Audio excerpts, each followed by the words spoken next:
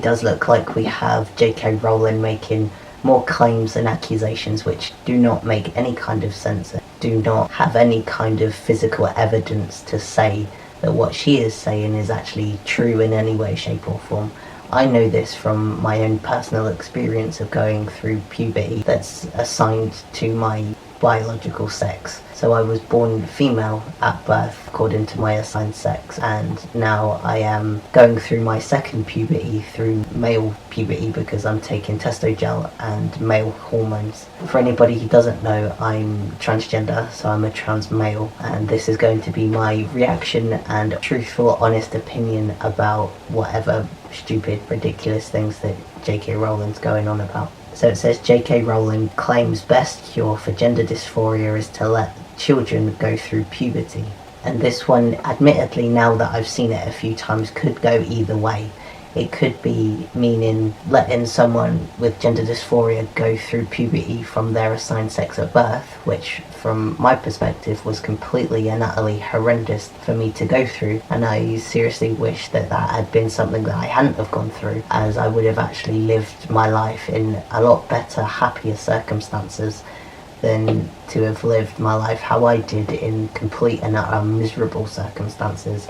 And so often I was so close to ending my life through that period, and thankfully now at 24 I'm past it and I've got over it, and even more so considering now I'm going through second puberty with male puberty. I'm taking testosterone and male hormone. Really, for me, what I'm currently going through is what I should have gone through then at 11, 12 years old. But it also could mean that trans people should go through the puberty that they should go through. So I should have gone through male puberty when I was early teenager. So it could realistically go either way for trans people or against, but it really would not be for trans people, as this is JK Rowling after all. The author JK Rowling has claimed to know the best cure for gender dysphoria.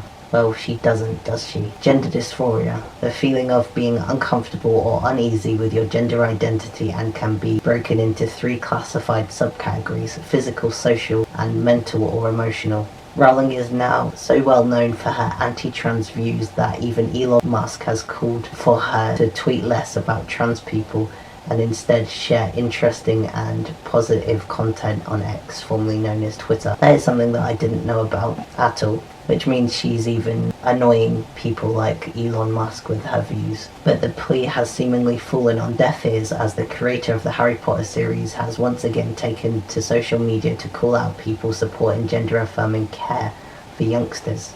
Her recent post on Twitter, or X, comes in the wake of new Labour government's decision to defend an emergency Tory ban on private puberty blockers prescription for trans youth. Why can't she seriously stop, think, and take the time to actually educate herself on transgender people? If she did, she would seriously not have the views and opinions that she does, and she would have real, genuine information at her disposal to use to tweet to her many thousands of followers, to actually start spreading information that is accurate and true. The single best cure is letting nature take its course. Oh god. Rowling posted a Talk TV broadcast featuring Labour Culture Secretary Lisa Nadi defending the ban on puberty blockers prescriptions with the caption, "The times they are changing." That's the thing with what's going on with the Labour government, with them upholding the ban on puberty blockers.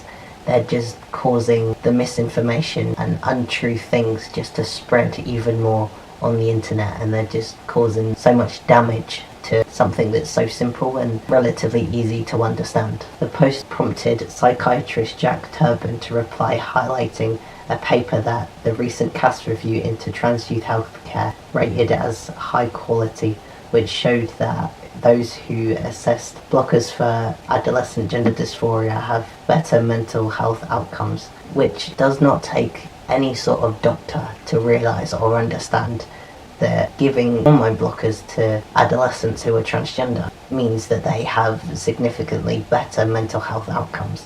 And the reason why there is no research into puberty blockers and trans people is because the government hasn't ordered it. So it's their fault, really, that if they're claiming that there's not enough research on it, then it's the government's fault for that being the case. She attached research from 2022 in support of her stance, as you can see there. From my own personal experiences of going through female puberty, for me, it was the genuinely worst thing for me to go through as a human being, especially considering that I had to go through periods every month and start to develop a female body, when I know full well that this is something that I should never have to experience or should have to experience. The amount of bullying and depression and just so high mental health that I was put to go through because of not having the means necessary to stop it. I didn't have the medication or the doctor's appointments or the support I needed to get through something that I should never have gone through as an individual person. And just saying that let nature take its course and not have any sort of medical intervention in it is just the worst thing you could ever say. With her having such a big following and a big platform, she seriously needs to research what she is going to talk about or tweet about. So like for her having this big platform, she needs to have the training and the understanding and the know-how to tweet about it, because she's such a big figure that people will just believe her. But why would you believe her when she knows nothing about transgender people? And if she did, she certainly wouldn't be saying this at all. However, a study published by the New England Journal of Medicine last year revealed how gender-affirming care improves the mental health of trans teens by boosting positive emotions, life satisfaction, and self-confidence. I now know as a 24-year-old going through second puberty how true that is. I severely struggled with gender dysphoria. I'm still suffering and struggling with it, but now it is a lot better for me. I'm feeling more happy, confident in myself, that I'm now just starting to be able to go out there and do things and be happy and do the things that I want to do in life. And what I'm doing in life is not harming anybody, it's not hurting people, and I'm actually starting to give back to society. If I was able to have what I needed to have as a child and a teenager, I would have already have done this and started to do this years ago. I wouldn't only just be starting to do it at 24. Similar analysis collated by the American Journal of Surgery and published in April collected data from 3 medical research databases which examined the regret rates for plastic surgery, major life decisions and vital surgical procedures. The research showed that transition-related regret was considerably lower than that which followed having children, abortions, or even knee surgery. And that's the thing, transgender people have to wait and have to prove themselves to medical professionals before even starting anything at all. You have to wait years upon years to get seen by trained medical professionals who are gender specialists, and we have to do counselling, basically mental health evaluations and all of that kind of stuff. And someone who's cisgender walking into a doctor's office and claiming depression about how their nose is massive or how it's small or anything like that can just literally get a nose job with very little evidence or research. If they had to have a therapist appointment, they just sit there for 30-45 minutes talking about how supposedly they're depressed about their big nose or small nose, and essentially it gets signed off, and then they've got an appointment for a nose specialist and they have a nose job. And it seriously is true. The amount of people that have some sort of plastic surgery or replacement surgery on their body, the percentage of them regretting it is substantially higher than what the regret rate is for transitioning or transition-related surgery or medication. And regret rate with transgender people doesn't mean at all that all of those people weren't trans. And a lot of people do not understand the fact that gender can be fluid.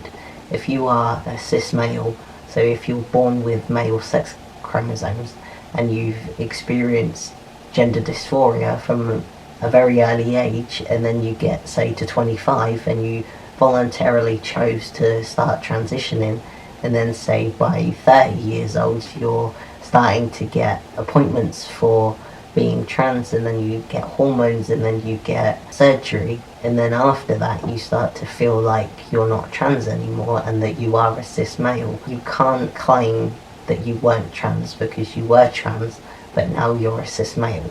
Gender is fluid, and that is exactly what happens with people all over the planet. It doesn't matter who you are or where you are. And it's just people like to claim and say that they were pushed into transitioning. Oh no. Someone voluntarily chooses to go to the doctors and go to start transitioning process, and then start to go to appointments and voluntarily keep claiming to themselves and other people that they're trans throughout this very long process of transitioning. So, and it's just like someone who detransitions because of social factors, like not having enough money to transition, bullying, not feeling you're worthy enough to do it, and all sorts of different reasons. So the detransition rate isn't just because of people not being transgender. A lot of times real transgender people have to pause their transition process or journey for various different reasons and then restart it later on down the line. And I believe that is the end of the article. But the claim that the cure for gender dysphoria is to have children go through puberty is completely and utterly not the answer. I, as a 24-year-old, have gone through puberty as to my assigned sex at birth, which was female. I probably started it when I was 10, 11 years old. I went through it, I've been through it, I'm now 24, and I still have gender dysphoria.